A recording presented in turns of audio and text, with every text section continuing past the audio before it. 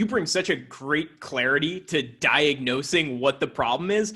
And I think a lot of companies are on board with it, or they may have even heard kind of those stats where it's much more profitable to retain a customer than it is to acquire them. But at the same time, there's that kind of cognitive dissonance where they still don't do anything because it's easier to focus on acquisition. There's more variables when it comes to retention. Because I know there's a lot more we could be doing as a company on that retention side. And a lot of our marketing efforts are focused on the acquisition, and not that we ignore the other sides, but I think there's always more you can be doing. But why do you find that companies kind of still, even hearing some of this, just still go after, kind of put their blinders on and go after acquisition because it's what they know? Yeah, I think there's a number of reasons, but two of the biggest ones are biology and structures. Let me explain each. So biology, as human beings, we are hardwired to like the chase more than the catch. We are hardwired to like the hunt more than the farming, right? I mean, we roll back humanity to caveman age, that's how you survived. You survived by going over the next hill. You survived by finding something new. You survived by going out and getting what you wanted and bringing it back forcefully, right? It wasn't after humans had been on the planet for thousands of years that we decided, what would it be like if we just built a farm and we stayed here and we just nurtured what we already have? And even to this day, most people are more than happy to eat the fruits of the labors of a farmer than to be a farmer themselves, right? So we have this biological component that we're fighting against. We also have a structural component.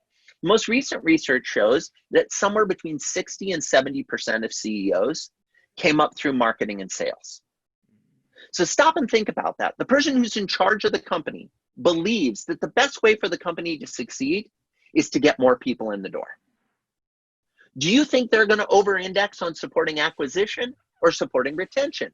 Acquisition. And it's not because they're bad or because they're wrong. It's just that's their blueprint of the world. And as you alluded to earlier, Chris, the structures within business and the incentives within business are set up to support that behavior. Why is it that you think nothing of paying your salesperson a commission on a new client?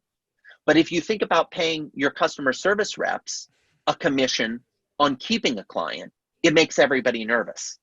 It makes it, well, how would we afford that? How are you paying the salesperson the commission, right? It's having a longer view of the lifetime value of the customer. That's the other crazy thing, Chris. Most people don't realize what the true lifetime value of a customer is. Most have heard that phrase, but they don't actually measure or track it. And when they do measure and track it, often they track it only to the value of that individual customer. Will they spend another dollar with me? They miss out on the referrals. They miss out on the recommendations. They're not factoring that into the lifetime value of the customer either. So again, it's not that I think anybody's bad or wrong for not doing this.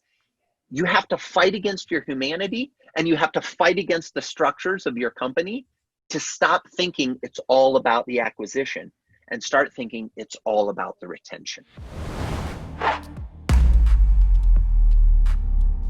Did you like what you just saw? Well, great, because our YouTube channel is chock full of tips on how to grow your online business and learn from the best in the industry. So make sure you hit that subscribe button so you never miss out. And if you're looking for the absolute best software for entrepreneurs at the lowest possible price, then you should absolutely head over to appsumo.com and subscribe to our email list. Heck, we'll even throw in 10% off your first order just to make it a no-brainer. Now, you're in on one of the best kept secrets in software.